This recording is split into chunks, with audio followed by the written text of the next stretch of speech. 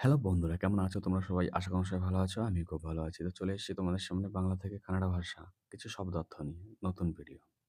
সবাই চাইছিলেন নতুন ভিডিও।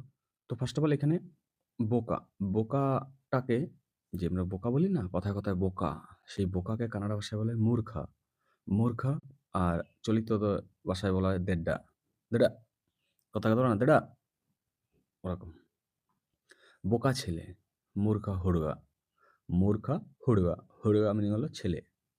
কি বললে? "ಏನ್ ಹೇಳಿದಿರಿ? ಏನ್ ಹೇಳಿದಿರಿ?" কি বললেন? কিছু না। ಏನೂ ಇಲ್ಲ, ಏನೂ ಇಲ್ಲ। না, না। ಇಲ್ಲ, ಇಲ್ಲ। তুমি বুদ্ধিমান। নিনু জানা। নিনু জানা মানে তুমি বুদ্ধিমান। আরেকভাবে বলে নিনু বুদ্ধিমতী এভাবেও বলে। শুভ সকাল, শুভোদয়। শুভ সকাল, শুভোদয়। খারাপ, খারাপকে বলা হয় কেট্টা। কেট্টা মানে খারাপ।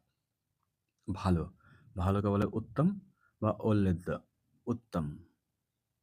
বেশি, বেশিকে বলা হয় ಹೆಚ್ಚು আর খাবারের সময় বলা হয় ಜಾಸ್ತಿ। যেকোনো খাবার জিনিস ফুড আইটেম হবে ಜಾಸ್ತಿ আর বেশিকে বলা হয় ಹೆಚ್ಚು।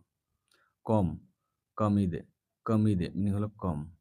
অল্প বা সামান্য কানাডা ভাষায় ಸ್ವಲ್ಪ।